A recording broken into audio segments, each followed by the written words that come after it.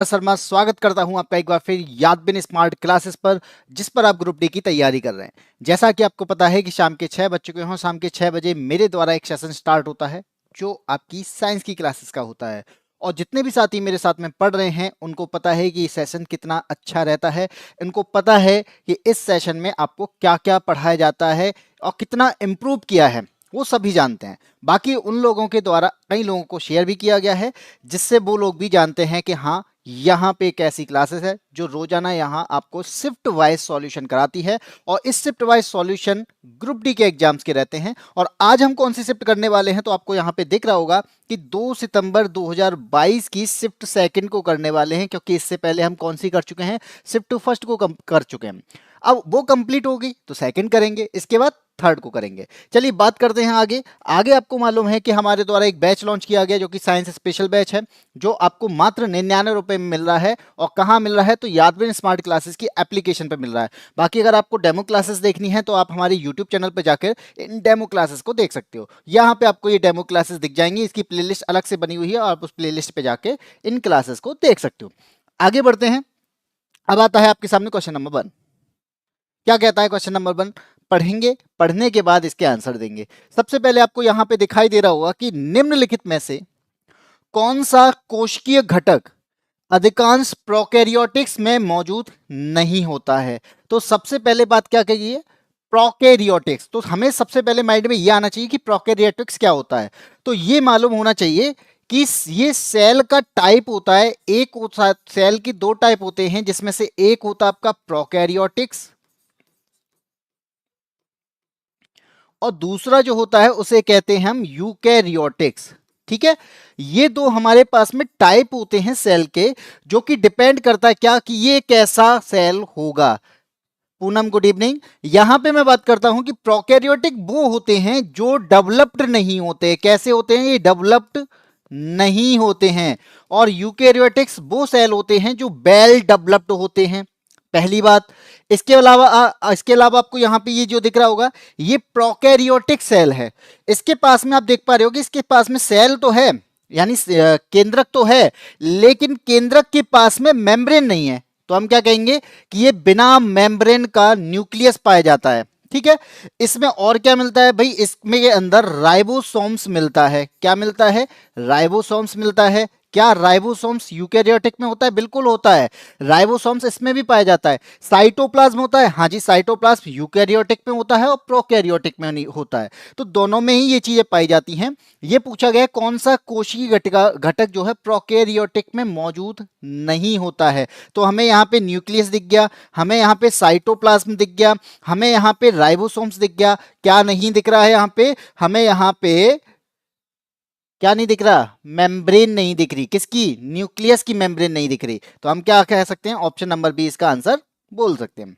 ठीक है, जैसा कि मैंने बताया साइटोप्लाज्म दोनों में मिलता है, सेल मेम्ब्रेन जो कि आउटर लेयर है ये दोनों में मिलती है, राइबोसोम्स दोनों में मिलता है। हाँ जी, बस इतना फर्क होता है कि इसके राइबोसोम्स का साइज जो होता है वो 70s होता है और जो यूकैरियोटिक का होता है वो 80s होता है। ठीक है, बाकी यहाँ पे आपको इन चारों में न्यूक्लियर मेम्ब्रेन है, जो कि न्यूक्लियर ये है, ये आपको दिख रहा है, डीएनए तो है लेकिन इसके पास में मेम्ब्रेन नहीं है।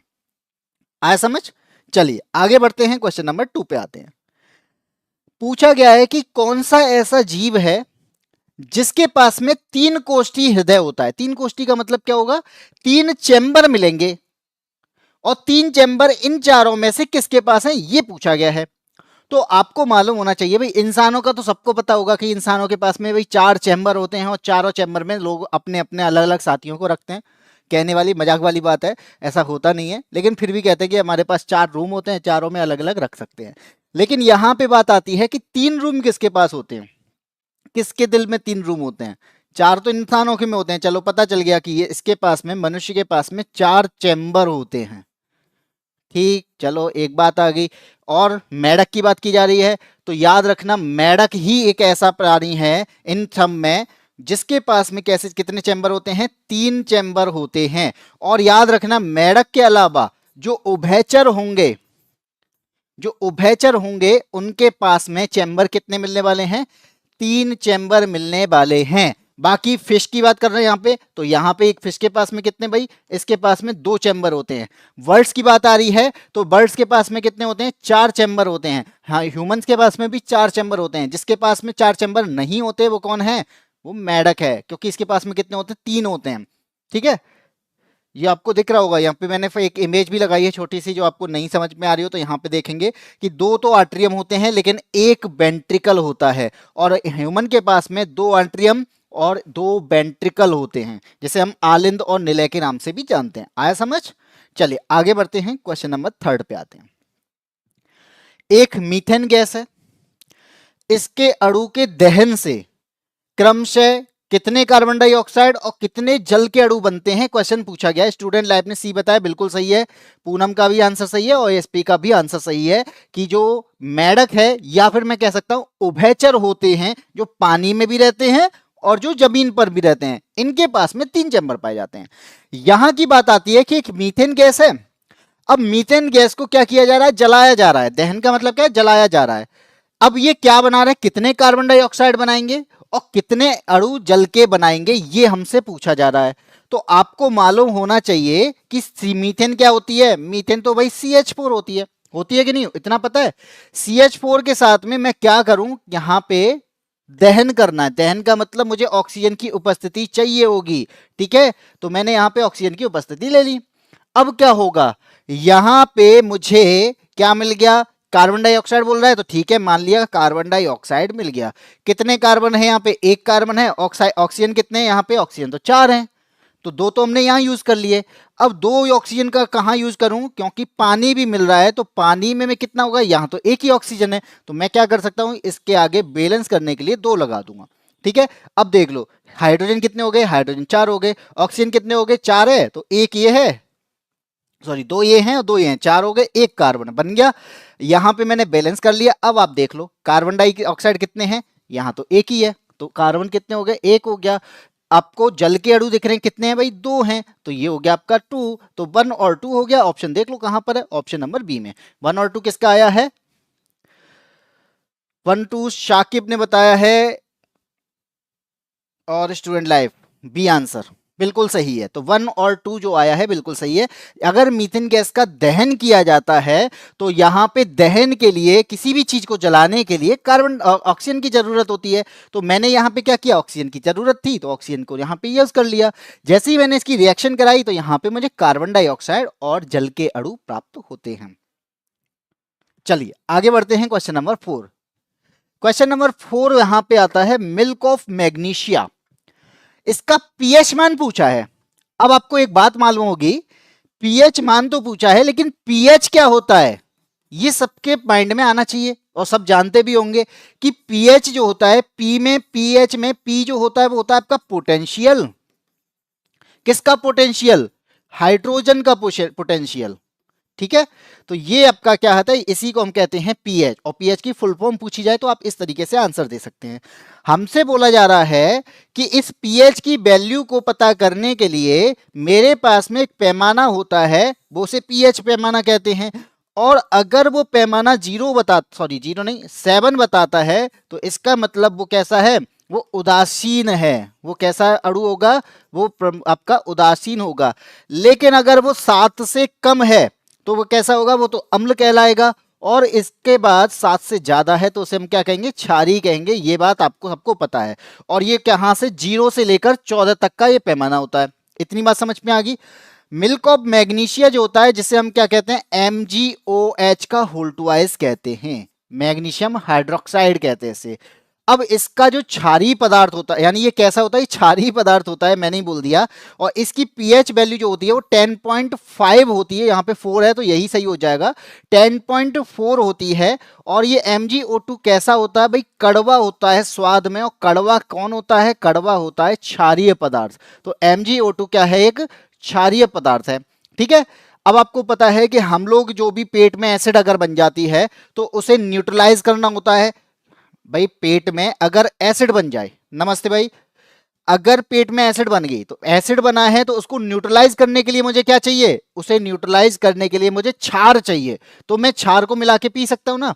तो इसी वजह से याद रखना ये एक एंटासिड के रूप में भी काम करता है, ठीक है, ये एंटासिड के रूप में भी काम करता है, ये बात आप याद रखना बिल्कुल। इनो का जो पैकेट होता है उसमें यहां तक magnesium hydroxide milk of magnesia का भी यूज किया जाता है। चलिए क्वेश्चन नंबर 5 की बात करते हैं। 5 क्या कर रहा है यहां पे, क्या बता रहा है भाई, कहता है कि 20 सेंटीमीटर फोकस दूरी वाले उत्तल लेंस की क्षमता क्या होगी। फोकस दूरी दे रखी है, क्षमता पूछी है, क्या फोकस दूरी और क्षमता में कोई रिलेशन होता है। फोकस ऑन टारगेट, मुझे बहुत तेज फीवर है, आंख नहीं खुल रही है, तो बेटा कोई बात नहीं है, आप पैरासीटामोल ले लो और आराम करो, रेस्ट करो, बाद में रिकॉर्डिंग वे में भी आपको मिल जाएगी, तो उस टाइम पे आप देख लेना, ठीक है। चलो 20 सेंटीमीटर फोकस दूरी है, तो चलो मुझे फोकस दूरी तो पता चल गई, कितनी है 20 सेंटीमीटर। मुझे क्या बताना है, लेंस की क्षमता बतानी है, यानी पावर के बारे में बात की गई है। पावर मुझे पता नहीं है, क्या पावर और फोकस दूरी के बीच में कोई ऐसा रिलेशन है जिससे मैं इसका पता कर सकता हूं। बिल्कुल हाँ जी होता है। क्या होता है, पावर जो होती है वो 1/f होती है, लेकिन f जो होगा वो किस में होगा, वो मीटर में होगा, तब हम कहेंगे, ठीक। लेकिन मुझे तो f सेंटीमीटर में दे रखा है, या तो इसे सेंटीमीटर को मीटर में चेंज कर लो, या फिर क्या करो, यहां पे फॉर्मूला जो बन जाता है वो हो जाता है आपका 100/f, जब f किस में हो, सेंटीमीटर में हो, तो अब हम इसका यूज कर सकते हैं। बस इतनी सी बात थी, यूज कर लो। 100/f की बात हो रही है, तो p बराबर 100, f कितना है 20, काट दो, वही काटना तो सबको आता होगा, तो यहां पे हो जाएगा ये 5, तो p बराबर 5 कितना आया, डायोप्टर, प्लस में आया या माइनस में, तो ये तो प्लस में है, तो यहां पे आंसर क्या हो जाएगा, ये यहां पे तो कुछ भी नहीं है, प्लस में ही नहीं दे रखा। देखो हमें यहाँ पे प्लस में नहीं दे रखा है, लेकिन कहीं ना कहीं आंसर जो है वो 5 ही होगा, इसलिए मैं आपको बता दूं कि हम इसमें करेक्शन कर सकते हैं कि ए वाला जो ऑप्शन है इसको 5 मान लेते हैं, ठीक है, क्योंकि आंसर तो 5 ही आना है। अब यहाँ पे -5 दिया है, यहाँ 0.05 दिया है, ये माइनस का 0.05 है, यही होगा जो 5 डायोप्टर होगा, जो कि हो सकता है मिस्टेक हो गई हो, लेकिन आंसर आपका 5 ही आएगा। डी अच्छा, दवा ले लो भाई, हाँ बिल्कुल सही है, राम राम भाई रवि। इसी के बाद में आते हैं क्वेश्चन नंबर 6 पर। 6 क्या कहता है भाई, आपको मैं ये कई बार बता चुका हूं, द्विविस्थापन अभिक्रिया होती क्या है। द्विविस्थापन अभिक्रिया होती है जब हम किसी भी चीजों में डबल डिस्प्लेसमेंट देखते होंगे या फिर आयनों का विस्थापन देखते होंगे, ठीक है। द्विविस्थापन अभिक्रियाओं के बारे में निम्नलिखित में से कौन सा कथन सही है ये बताना है। तो आपको एक बात मालूम होनी चाहिए, मैं अगर द्विविस्थापन अभिक्रिया की बात करूं तो आपको मालूम है कि अगर मैं 2kVr का यहां पे यूज करूं, ठीक है, इसके अलावा बेरियम आयोडाइड यानी BaI2, इनकी अगर मैं रिएक्शन करा दूं तो क्या होगा, यहां पे ये K है ना, ये K पॉजिटिव है, ये क्या करेगा, बेरियम आयोडाइड से क्या कर देगा, इसमें I को विस्थापित कर देगा, और अगर ये I को विस्थापित करेगा तो इसका मतलब क्या है, ये क्या बन जाएगा, ये 2KI बन जाएगा, ठीक है। इसके अलावा अब यहां पे आप देखोगे ये बेरियम है, ये इसके साथ में मिलकर रिएक्शन बना देगा, यानी एक अणु बना देगा, BaBr बन जाएगा। क्या हुआ, यहां पे आप एक बात देख पा रहे होगे कि के ने तो आई को अपनी तरफ खींच लिया और बेरियम ने बेरियम को अपनी तरफ खींच लिया, ठीक है, ब्रोमीन को अपनी तरफ खींच लिया। तो इस बात से पता चला कि दोनों ने यहां पर दोनों ने खींचा है, इसका मतलब क्या है, डबल डिस्प्लेसमेंट हो रहा है। अगर यहां पे केवल एक ही चीज का डिस्प्लेसमेंट होता तो हम उसे कहते हैं डिस्प्लेसमेंट रिएक्शन, विस्थापन अभिक्रिया, लेकिन यहां पे तो दोनों का हो रहा है, और दोनों का हो रहा है, इस वजह से हम क्या कहेंगे, इसे डुअल डिस्प्लेसमेंट कहेंगे या फिर डबल डिस्प्लेसमेंट कहेंगे। तो आपसे पूछा जा रहा है कि यहां हुआ क्या है। पहला कहता है कि अभिकारक कार्बनिक होना चाहिए, दूसरा कहता है दो अभिकारकों के बीच आयनों का विनिमय हुआ है, तो बिल्कुल आयनों का विनिमय हुआ है क्योंकि K पॉजिटिव है, I नेगेटिव है, तो यहां पे क्या होगा, पॉजिटिव और नेगेटिव एक तरफ आ गए हैं, तो ये आपका क्या हो जाएगा, सही हो जाएगा ऑप्शन नंबर बी, आयनों का विनिमय हुआ है। बिल्कुल सही बात है, शेख अब्दुल्ला ने बताया आंसर, बहुत ही बढ़िया। महाकाल के लाडले आ चुके हैं, गुड इवनिंग अजय गोस्वामी, जय हिंद भाई। इसी के साथ में आगे बढ़ते हैं, अगले क्वेश्चन पर आते हैं। ये बात समझ में आई, द्विविस्थापन होता है कि जब मेरे पास में दो क्या होंगे, दो यौगिक होंगे, और दो यौगिक से दो उत्पाद हम मुझे मिल जाएं अलग अलग, और यहां पे आयनों का विस्थापन हो जाए तो उसे क्या कहेंगे, उसे कहेंगे द्विविस्थापन अभिक्रिया। लेकिन अगर यहां पे क्या होता, किसी एक की वजह से ही एक उत्पाद बनता, तो हम उसे कहते विस्थापन अभिक्रिया। ठीक है, त्रिषा शर्मा गुड इवनिंग। चलिए बात करते आगे अगले क्वेश्चन की। क्वेश्चन नंबर 7, यहां पे आपको क्या दे रखा है, पादपों की कार्बन और ऊर्जा आवश्यकताओं की पूर्ति इनमें से किस प्रक्रिया द्वारा होती है। तो आपको पता है कि पौधे को क्या चाहिए, पौधे को कार्बन भी चाहिए होता है और ऊर्जा भी चाहिए होती है। तो ये सारी चीजें किसकी वजह से होंगी, क्या उसे एब्जॉर्प्शन, क्या कोई वो अवशोषण करे तब उसे कार्बन और ऊर्जा मिलेंगी, या वो ट्रांसलोकेशन करे तब उसे कार्बन और ऊर्जा मिलेगी, या ट्रांसपिरेशन करे, या फिर करे क्या फोटोसिंथेसिस। तो सबको पता है क्या कि पौधे यहां पे खाना कब बनाएंगे, भाई ऊर्जा कब मिलेगी, जब वो खाना बनाएंगे। और खाना कब बनाएंगे, इन चारों की प्रोसेस में से एक प्रोसेस ऐसी है जहां पर वो खाना बना सकते हैं, कौन सी, फोटोसिंथेसिस। और फोटोसिंथेसिस में कार्बन भी मिलता है और ऊर्जा भी उसे मिलती है, और यहां पे हीट भी मिलती है जो कि सन के द्वारा मिलती है। तो हम क्या कह सकते हैं, यहां पे कह सकते हैं कि कार्बन डाइऑक्साइड के साथ में जब पानी मिलता है और ऊष्मा यानी हीट मिलती है, जिसे हम क्या कहते हैं, जिसे हम सूर्य का प्रकाश कहते हैं, तब ये क्या बनाते हैं, तब ये ग्लूकोज बनाते हैं। और ये क्या बना रहे हैं, ग्लूकोज बनाते हैं, और वेस्टेज के रूप में क्या देते हैं, ऑक्सीजन देते हैं। तो तभी तो हम कहते हैं कि पेड़ कार्बन डाइऑक्साइड क्या कर रहे हैं, ग्रहण करते हैं, और ऑक्सीजन को बाहर कर रहे हैं। तो यही तो प्रोसेस है जिसकी वजह से दिख रहा है कि ऑक्सीजन इनके लिए बेस्ट होती है, कब, जब फोटोसिंथेसिस की प्रक्रिया हो, प्रकाश संश्लेषण की प्रक्रिया हो। लेकिन रात में फोटोसिंथेसिस नहीं होता, सन की रेस नहीं होती हैं, तो ये क्या करते हैं, ये रेस्पायरेशन करते हैं। और अगर ये रेस्पायरेशन करते हैं तो इसी वजह से कहा जाता है क्या, कि रात में पेड़ के नीचे नहीं सोना चाहिए। क्यों नहीं सोना चाहिए, क्योंकि ये हमारी तरह काम करने लग जाएगा। कैसे, ये ऑक्सीजन को ग्रहण करेगा और कार्बन डाइऑक्साइड को बाहर करेगा। वही काम हम कर रहे हैं, ऑक्सीजन को ग्रहण कर रहे हैं, कार्बन डाइऑक्साइड को बाहर कर रहे हैं। और हम पेड़ के नीचे सोएंगे तो क्या होगा, उस एरिया में कार्बन डाइऑक्साइड की मात्रा ज्यादा होगी। इस वजह से कहा जाता है कि रात में पेड़ के नीचे नहीं सोना चाहिए। लेकिन दिन के समय में ये फोटोसिंथेसिस करते हैं, और फोटोसिंथेसिस में क्या होता है, ये कार्बन डाइऑक्साइड तो ग्रहण करते हैं और ऑक्सीजन को बाहर करते हैं। ठीक है, ऑफिशियल पूजा सिंह गुड इवनिंग यूपी 50 से, बहुत अच्छी बात भाई, हमारे पास में यूपी 50, हम लोग यूपी 83। चलिए क्वेश्चन नंबर 8 की बात करते हैं। क्वेश्चन नंबर 8 कहता है, किसी चालक के प्रतिरोध पर उसकी किस चीज का प्रभाव नहीं पड़ता है। देखो याद रखना, जब भी मैं ऐसे क्वेश्चन कराता हूं तो हमेशा मैंने एक चीज बोली होगी कि जब हम कभी भी क्वेश्चन में नोट देखें, नहीं पड़ता है, क्योंकि सबसे ज्यादा इग्नोर होने वाला अगर कुछ है तो वो यही है। ठीक है, तो यहां पे बोला गया है कि किसी चालक के प्रतिरोध पर उसकी किसका कोई प्रभाव नहीं पड़ता है। तो याद रखना कि प्रतिरोध पर भाई आकृति का प्रभाव कैसे पड़ेगा। हम लोग यूपी 83 से हैं, जैसे आपने यूपी 50 लिख रखा है, मैंने भी आपको बता दिया यूपी 83। अब आप बता दो यूपी 50 कहां का है, मैं यूपी 83 बता दूं।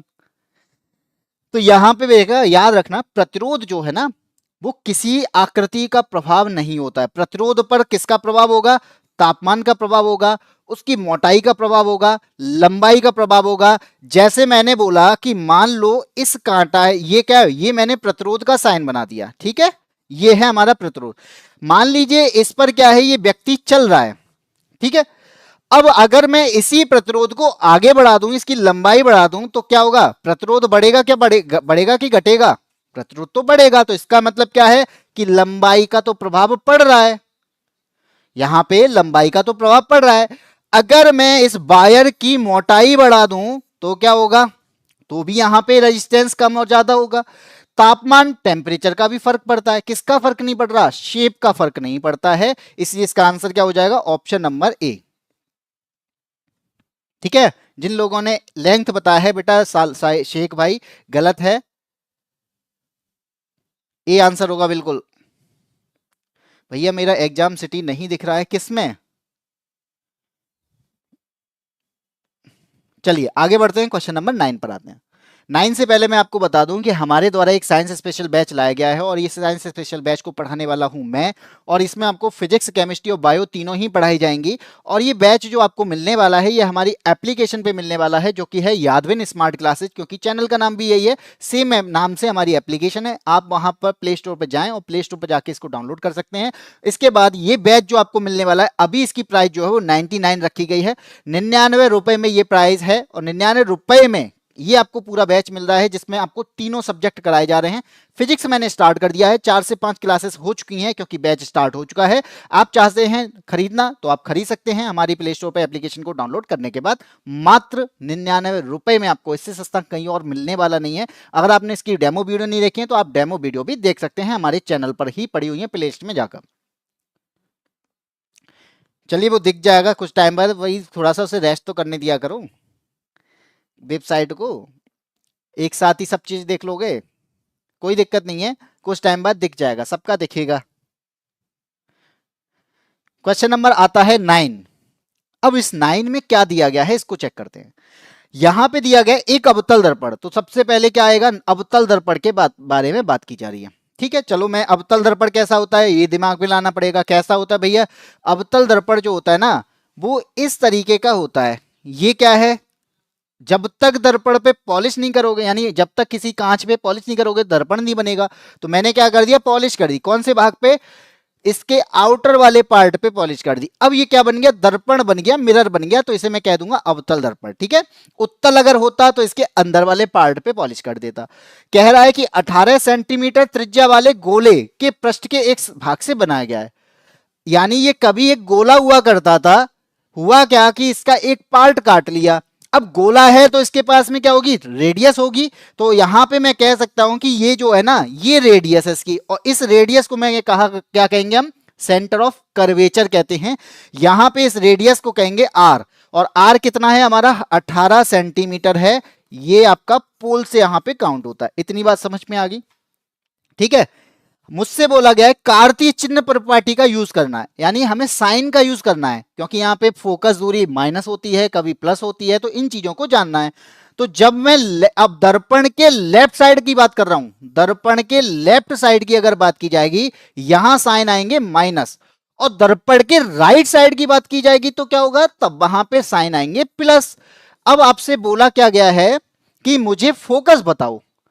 अवतल दर्पण का फोकस कहां होता है, अवतल दर्पण का फोकस तो इसी के सामने होता है। तो आपसे बोला जा रहा है कि फोकल लेंथ कितनी होगी। तो सेंटर ऑफ कर्वेचर की आधी हमारी फोकल लेंथ होती है।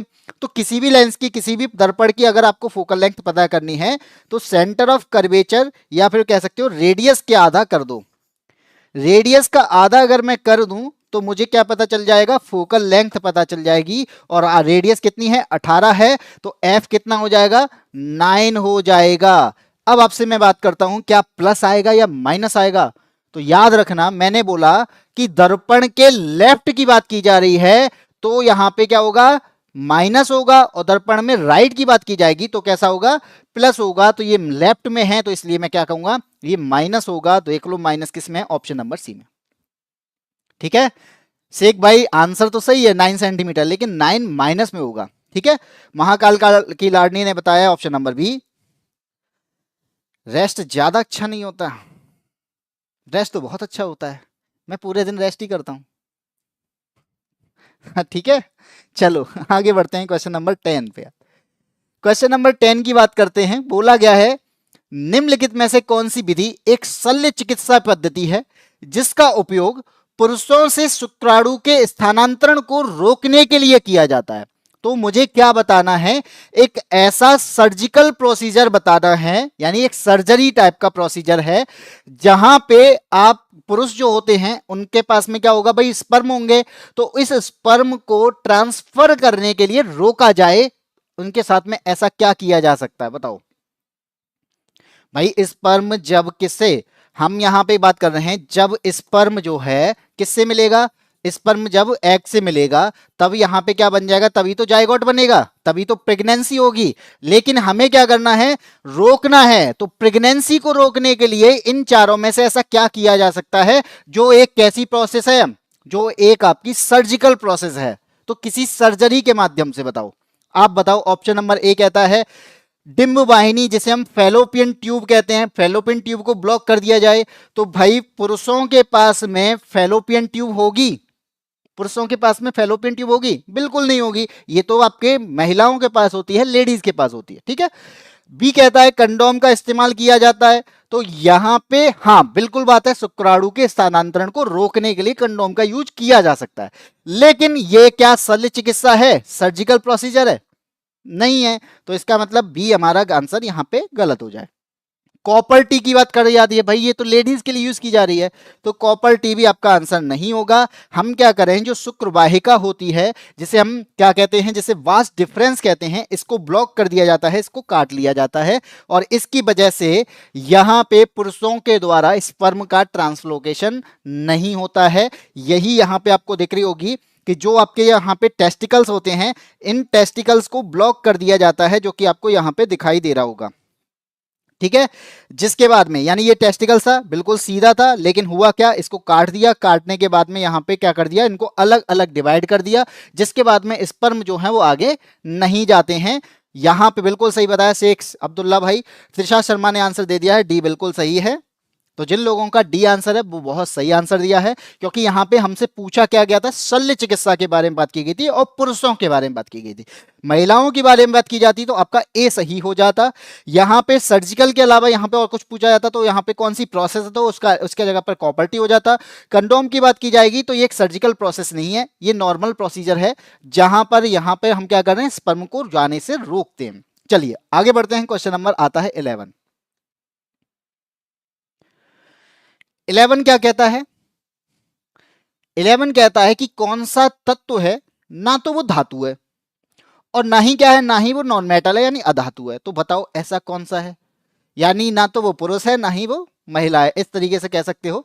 लेकिन ऐसा कौन सा तत्व है, एक मजाक की बात है, यहां पे बताना है कि क्या होगा, कि ना तो वो धातु है, ना ही वो मेटल है, ना ही वो नॉन मेटल है, लेकिन ये क्या है, एक मेटेलॉइड होगा। ये क्या होगा, ये मेटेलॉइड होगा। और मेटेलॉइड को हम क्या कहते हैं, इसको कहते हैं उपधातु। और उपधातु का मतलब क्या है, कि ये जो है दोनों के गुण होंगे इसके अंदर। इसके अंदर क्या है, इसके अंदर दोनों के गुण पाए जाएंगे, यानी धातु के भी गुण मिलेंगे और इसके अंदर अधातु के भी गुण मिलेंगे। तो आपसे अगर मैं बोलूं कि ये पी जो है ये क्या है, पोटेशियम है। पोटेशियम क्या है, अधातु है या धातु है? तो भैया अधातु है। यहां पे बात कर रहे हैं जर्मेनियम की, तो जर्मेनियम एक प्रकार की क्या है, एक उपधातु है। ये ना तो क्या है धातु ना ही अधातु, ये उपधातु है, जिसे मेटलॉइड कहते हैं। और भूरे रंग की धातु होती है, याद रखना ये कैसी होती है, ये भूरे रंग का होता है। और कैसा होता है भाई, कठोर होता है। कैसा होता है, कठोर होता है। ठीक है। यहां पे याद रखना मैग्नीशियम क्या है, ये तो भाई धातु है। एल्यूमिनियम क्या है, ये भी एक धातु ही है। तो यहां पे क्या है, पी पोटेश सॉरी पोटेशियम नहीं, फॉस्फोरस। चलो आगे बढ़ते हैं। Question number 12। हाँ हाँ बोल दिया, वो निकल गया होगा, पोटेशियम नहीं है फॉस्फोरस है, बता तो दिया। चलिए आगे बात करते हैं। क्वेश्चन नंबर 12, निम्न में से कौन सा युग्म समान समजातीय श्रेणी में होगा? जल्दी से आंसर दो इसका, कि कौन सा ऐसा पेयर है जो सेम होमोलोगस है।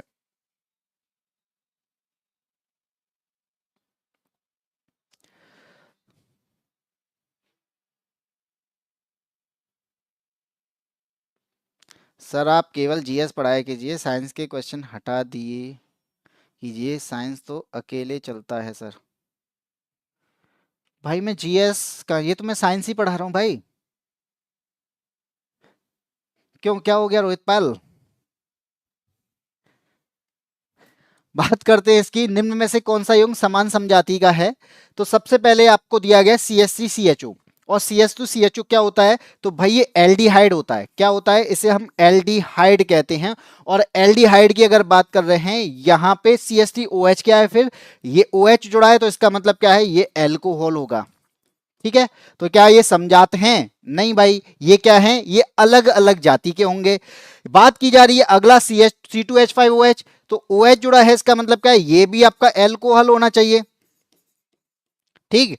CH3COOH ये क्या होता है, तो आपको पता होना चाहिए CH3COOH जो है वो कार्बोजिलिक एसिड होता है, तो यहाँ पे आपका ये बी ऑप्शन भी क्या हो जाएगा, गलत हो जाएगा, क्योंकि ये समजातीय श्रेणी नहीं है।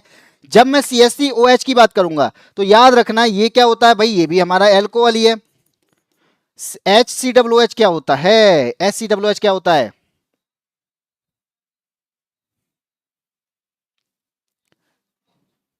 ये भी कार्बोक्सिलिक एसिड होता है। CH3COCH3 क्या होता है, अब ये बताओ, CH3COCH3 क्या होता है, तो याद रखना ये एक प्रकार का कीटोन है। और C2H5COCH3 क्या होता है, तो ये भी एक प्रकार का कीटोन है। अब दिमाग में आएगा कौन सा कीटोन है, तो याद रखना कि यहां पे कार्बन कितने हैं, 1 2 3, और यहां कितने हैं, 2 ये हैं, 3 ये 4। अगर 3 कार्बन है तो मैं इसमें क्या कह सकता हूं, तो इसे मैं कहूंगा प्रोपेनॉन।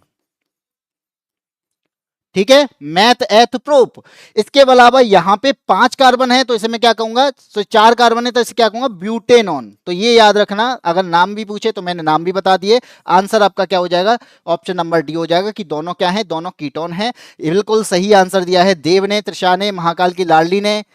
इसके अलावा हाँ जी बिल्कुल, प्रोपेनॉन और ब्यूटेनॉन दिए गए हैं। यहाँ पे कार्बन के अकॉर्डिंग मैं कह सकता हूँ, क्योंकि हमारे पास में क्या होते हैं, मैथ एथ प्रोप ब्यूट, ये कार्बन, ये हमारी केमिस्ट्री की काउंटिंग होती है।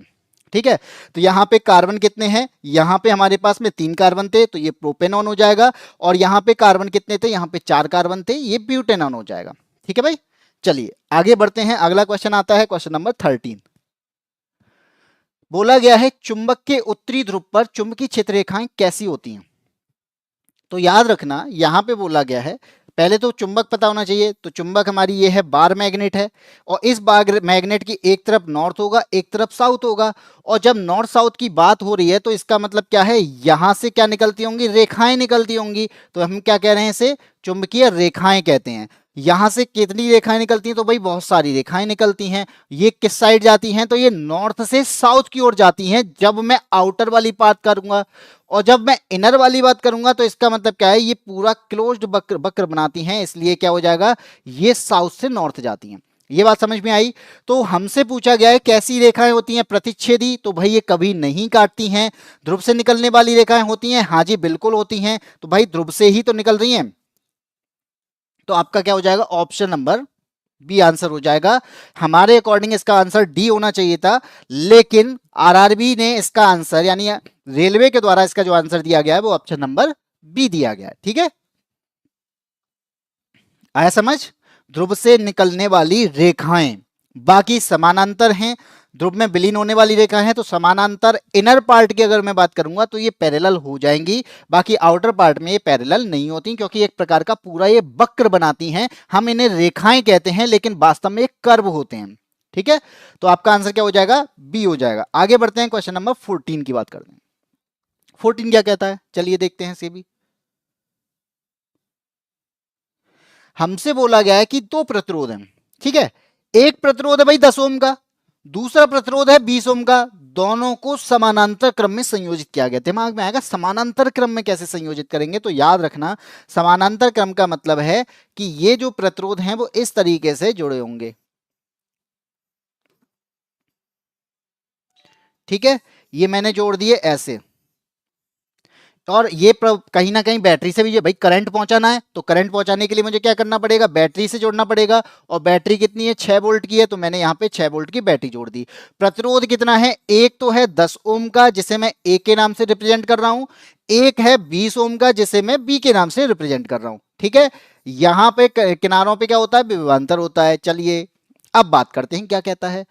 ए और बी में प्रवाहित होने वाली धाराएं क्या होंगी, हमसे करंट पूछा है, क्योंकि जब 6 वोल्ट की बैटरी के द्वारा यहां पे करंट प्रवाहित किया जाएगा तो यहां पे करंट क्या हो जाता है, बट जाता है समानांतर क्रम में। ठीक है, तो हमसे पूछा जा रहा है कि वो करंट जो बटा है ना, तो मैं 6 वोल्ट से कितना करंट इन दोनों में दे पा रहा हूं, क्योंकि रजिस्टेंस मुझे यहां पे दे रखे हैं। तो आपको एक फॉर्मूला मालूम होना चाहिए जो कि होता है बी बराबर आई आर, ओम के नियम से। किसके नियम से, ओम के नियम से। तो बी बराबर होता है आई आर। जब मैं ए की बात करूंगा, यानी ए में बात कर रहे हैं, तो क्या होना चाहिए, तो आपका फॉर्मूला बी बराबर आई आर जो दे रखा है, तो यहां पे बैटरी तो एक ही है, तो बैटरी का यहां पे क्या हो जाएगा, बैटरी तो 6 वोल्ट की है, तो यहां पे 6 हो चुका है। करंट पता करना है क्योंकि मुझे नहीं पता है, तो यहां पे मैं करंट ए के लिए याद कर रहा हूं, तो मैं इसे I1 के नाम से रिप्रेजेंट कर सकता हूं। रजिस्टेंस क्या बारे में बात की जा रही है, अब इसमें मैं रजिस्टेंस कौन सा यूज करूं, क्योंकि मैं ए के लिए ये बात कर रहा हूं, तो ए का रजिस्टेंस कितना है 10 है, तो ये हो जाएगा आपका 10। तो I1 की वैल्यू क्या आएगी 6/10 आएगी, और आप जब 6/10 को डिवाइड करोगे तो ये क्या हो जाएगा 0.6 हो जाएगा, और करंट का जो मात्रक होता है वो एम्पियर होता है। तो आप देख लो 0.6 किस में दे रखा है, ए में दे रखा है और बी में दे रखा है, सी और डी गलत हो जाएंगे। ठीक है, अब बात करते हैं बी की। अब वो करंट किस में जा रहा है, बी में भेज रहे हैं। बैटरी तो भाई 6 वोल्ट की ही है, और अगर बैटरी 6 वोल्ट की है, बाकी सारी चीजों को चेक करते हैं, तो बैटरी कितने की है, बी में चेक कर रहे हैं, बैटरी है 6 वोल्ट की, करंट पता करना है, रजिस्टेंस कितना दे रखा है, रजिस्टेंस तो 20 दे रखा है, तो ये हो गया आपका 20। तो यहां पर I2 की जो वैल्यू होगी वो कितनी होगी 6/20 हो जाएगी, और जब इसको डिवाइड करेंगे तो 0.3 आएगा, और ये हो जाएगा एम्पियर। तो आंसर क्या आया है 0.6 और 0.3 एम्पियर आया है। तो आप देख लो किस में आएगा, ऑप्शन नंबर ए में। तो एक इसका आंसर दिया गया है, वही रोहित पाल ने, अच्छा रोहित पाल पुराना बता रहे हैं, त्रिशा का आंसर आया है ए भाई, और रोहित पाल का भी आंसर आ चुका है ए, बिल्कुल सही आंसर है। देखो ए में जो करंट आएगा वो 0.6 से आएगा, और बी में जो करंट पहुंचेगा वो कितना पहुंचेगा 0.3 एम्पियर पहुंचेगा। क्यों पहुंचा, क्योंकि इसका रेजिस्टेंस ज्यादा है तो करंट कम आएगा, और रेजिस्टेंस कम होगा तो करंट ज्यादा फॉलो करेगा। तो यहीं पर यही बात आ रही है कि आई करंट तो निकला था, लेकिन यहाँ जो बटा है ना इसके पास में कम पहुंचा है, क्योंकि यहाँ पे रेजिस्टेंस ज्यादा है। रेजिस्टेंस ज्यादा का मतलब है कि वो करंट को आगे जाने से रोकता है। ठीक है, और हर वायर का रेजिस्टेंस होता है अपना अलग अलग। क्वेश्चन नंबर आता है 15। अब बात आती है 15 की। हमें क्या दिया गया, एक चित्र दे रखा है, बिल्कुल दे रखा है, हिरण के बारे में बात की गई है कि हिरण जो आएंगे वो किस लेवल पर आएंगे। तो आपने फूड चेन पढ़ा होगा, अगर नहीं पढ़ा है तो मैं बता देता हूं कि देखो फूड चेन का मतलब है कि लेवल 1 में आते हैं प्रोड्यूसर्स, और इन प्रोड्यूसर से पहले कौन आता है, सन आता है, जो कि सन की रेस से हमारे प्रोड्यूसर्स बनते हैं। और ये प्रोड्यूसर्स जो होते हैं ये कौन से होंगे, ये तो भाई पेड़ पौधे होते हैं, यानी उत्पादक कौन होंगे, वो होंगे आपके पेड़ पौधे। और इस पेड़ पौधे को खाने वाला कौन होगा, वो आएगा आपका लेवल 2 में। लेवल 2 में पेड़ पौधे को खाने वाला होगा। क्या हिरन किसे खाता, भाई पेड़ पौधे ही तो खाता है।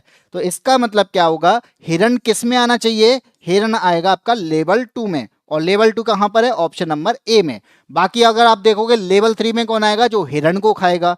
लेवल 4 में कौन आएगा, जो हिरन के खाने वाले को भी खाएगा। ठीक है, ये हमारी फूड चेन होती है, जो कि 5 लेयर में होती है, या कह सकते हैं 5 प्रकार की होती है। एएसपी का आंसर ए है, प्योर वेजिटेरियन, बिल्कुल प्योर वेजिटेरियन है। चलिए क्वेश्चन नंबर 16 की बात करते हैं। 16 क्या कहता है, चलिए देखो, सबसे पहले समझना है कि हमें क्या दे रखा है। एक वस्तु रखी गई है 9 सेंटीमीटर फोकस दूरी वाले उत्तल दर्पण के सामने। ठीक है, फोकस दूरी है 9 सेंटीमीटर, वस्तु रखी है 18 सेंटीमीटर पे। तो प्रतिबिंब की दूरी पता करनी है। सबसे पहले भाई मेरे को उत्तल दर्पण पता होना चाहिए। उत्तल दर्पण कैसा होता है, उत्तल दर्पण होता है ऐसा जिसके अंदर वाले पार्ट पे, इनर वाले पार्ट पे मैं क्या कर दूं, पॉलिश कर दूं। ठीक है, अब आपसे बोला गया है कि वस्तु को रखा गया है कहां पर, 18 सेंटीमीटर की दूरी पर। हमेशा याद रखना कि वस्तु तो हमेशा लेफ्ट साइड पर ही रखी जाएगी, और ये कितनी दूरी है, ये दूरी है आपकी 18 सेंटीमीटर। और अगर ये दूरी 18 सेंटीमीटर है और यहां पे 9 सेंटीमीटर किसकी फोकस दूरी है, तो फोकस दूरी इसके क्या होगी, दर्पण के पीछे होगी, क्योंकि प्रतिबिंब यहां पर ही बनने वाला है। तो 9 सेंटीमीटर हो गया आपका ये। ठीक है, इसका प्रतिबिंब कितनी दूरी पर बनेगा ये बात करनी है, कितनी दूरी पर हम इसके प्रतिबिंब को बना सकते हैं। सबसे पहले हम यहां पे क्या करेंगे, ये जो दिया गया है ना उनके बारे में बात करते हैं। फोकस दूरी दे रखी है, कितनी है भाई, 9 सेंटीमीटर है। प्लस में लूं या माइनस में लूं ये बताओ जरा। अगर लेफ्ट साइड की बात हो रही है तो यहां माइनस आएगा, राइट साइड की बात हो रही है तो प्लस आएगा। दिमाग लगाओ, फोकस दूरी किस साइड है, ये तो राइट साइड है, तो ये क्या आएगा, ये तो प्लस ही रहने वाला है, माइनस नहीं होगा। वस्तु की दूरी बात करी जा रही है, तो वस्तु की दूरी कितनी है 18 सेंटीमीटर, लिख लो 18। प्लस रखूं या माइनस, तो यहाँ पे क्या है, ये लेफ्ट साइड है, तो इसका मतलब क्या होगा, ये माइनस होगा। ठीक है, मुझे क्या पता करना है, प्रतिबिंब की दूरी पता करनी है, बी की बात करती है, बी कितना दूरी पे बनेगा। फॉर्मूला सबको पता होता है, दर्पण का फॉर्मूला होता है 1/f equal to 1/u plus का 1/p। फॉर्मूला इतना सबको पता है। यहाँ पे जो जो दिया है बस उसको रखना है, बाकी सारी कुछ नहीं करना। f की वैल्यू कितनी है 9 है, u की वैल्यू कितनी है माइनस का 1/18 है, प्लस 1/b का मुझे पता करना है। मैं इसे अगर इधर ले आऊं तो क्या हो जाएगा, ये तो प्लस हो जाएगा, तो 1/b जो है वो हो जाएगा का 1/9 प्लस 1/18। ठीक है, क्या एलसीएम आएगा, एलसीएम निकाल लो, तो 1/b की वैल्यू पता करनी है, एलसीएम हो जाएगा आपका 18, 9 से काटेंगे 2 टाइम्स, 18 हो जाएगा 1 टाइम, तो कितना आया, ये आया आपका 3/18, और 3/18 को अगर मैं काट दूं तो कितना आएगा 6, यह आएगा आपका 1/6। लेकिन ये जो वैल्यू आई है ना, ये 1/b की वैल्यू है, और अगर ये 1/b की वैल्यू है तो इसका मतलब b की वैल्यू क्या हो जाएगी 6 सेंटीमीटर हो जाएगी। यही आपका आंसर हो जाएगा। कहां दिया गया भाई, ऑप्शन नंबर डी में। तो जिन लोगों का डी आंसर आया है वो बिल्कुल सही आंसर दे रहे हैं। त्रिषा शर्मा का आंसर आया 3/18, हाँ बिल्कुल सही है 3/18 है, तो लेकिन आंसर ये नहीं है, आंसर आएगा 6 सेंटीमीटर, जो कि 3/18 हो जाएगा 1/6, और 1/6 के यहाँ पे क्या हो जाएगा, ये क्रॉस मल्टीप्लाई होके b की वैल्यू निकाल देगा, क्योंकि वो वैल्यू भी है 1/b की वैल्यू है। ठीक है, हो गया।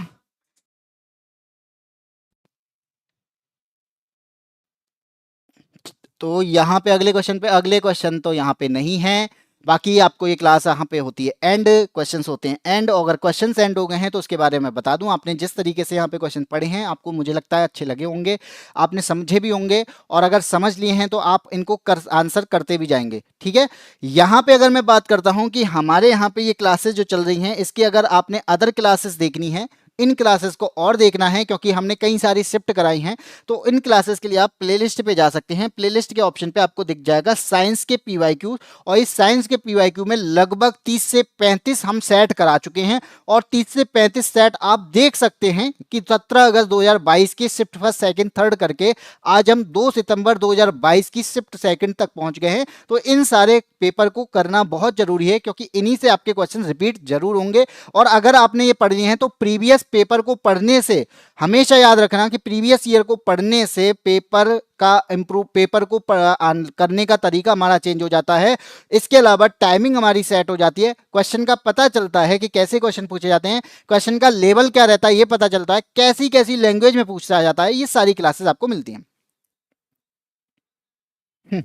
चलिए, बाकी आपको मैं बताऊं कि पीडीएफ चाहिए होगा, दिमाग में आ रहा होगा कि सर पीडीएफ कहाँ मिलेगा, तो पीडीएफ के लिए बस आपको थोड़ी सी दिक्कत करनी पड़ेगी। क्या करनी पड़ेगी, हमारे टेलीग्राम चैनल पे आपको जाना पड़ेगा। टेलीग्राम चैनल का नाम है यादबीन स्मार्ट क्लासेस। आप वहां जाएंगे, वहां पे सर्च करेंगे यादबीन स्मार्ट क्लासेस को टेलीग्राम पर, और ये हमारा चैनल आपको दिख जाएगा। यहाँ पे आपको सारी पीडीएफ मिल जाएंगी आंसर सहित। ठीक है, बाकी आपको मैं बता दूं कि हमारा एक बैच आया हुआ है जिसका नाम है साइंस स्पेशल बैच, जो कि आपको मात्र 99 रुपए में मिल रहा है, और जिसे मैं आपको फिजिक्स, केमिस्ट्री और बायो को पढ़ा रहा हूं। इसमें आपको बहुत अच्छे कंटेंट के साथ में आपको मैं पढ़ाने वाला हूं। अगर आपने ये समझना है कि कंटेंट किस प्रकार का प्रोवाइड किया जाएगा, तो आप हमारी डेमो क्लासेस देख सकते हैं। ये सारी चीजें आपको हम यहाँ पे प्रोवाइड कर रहे हैं, और आपको ये बैच आप बहुत अच्छा लगेगा, ये मेरी गारंटी है। आप एक बार देखें, थोड़ा सा समझें, डेमो वीडियो जरूर देखें। कौन बताए, हम बताएं क्या क्लासेस की बात कर रहे हैं यहाँ पे। चलिए, आज की क्लास में इतना ही, फिर मिलते हैं आपको नेक्स्ट क्लास में। ये क्लासेस आपकी रोजाना होती हैं शाम को 6 बजे, और शाम को 6 बजे में मेरे द्वारा आपको साइंस के पीवाईक्यू कराए जाते हैं, जो कि ग्रुप डी के एग्जाम्स, अभी तक जितने एग्जाम्स हुए हैं वो सारी शिफ्ट को मैं यहाँ पे कंप्लीट करा रहा हूँ। 17 अगस्त 2022 से लेके 2 सितंबर 2022 की शिफ्ट सेकंड आज कंप्लीट हो गई है। कल जो होने वाली है वो शिफ्ट थर्ड कंप्लीट की जाएगी। इसके बाद में इसी तरीके से आपकी सारी शिफ्ट को कंप्लीट किया जाएगा। और अगर आपको ये क्लासेस पसंद आ रही हैं तो जरूर इस वीडियो को लाइक जरूर करने के साथ साथ अपने साथियों को शेयर कीजिएगा। और यहाँ पे मैं ये बता देता हूँ कि ये सारी चीज़ें आपके लिए बहुत इंप्रूव करने वाली हैं, क्योंकि यहां से ही क्वेश्चन बनने वाले हैं। तो जरूर इन वीडियो को जरूर देखना। सारे वीडियो को देखोगे तो आपको चीज़ें समझ में आसान लगने लग जाएंगी। चीज़ें आप जब करोगे तो चीज़ें आपको आसान लगने लग जाएंगी। और आपको अगले क्लास पसंद आ रही है तो लाइक जरूर करिएगा। तब तक के लिए जय हिंद, जय भारत।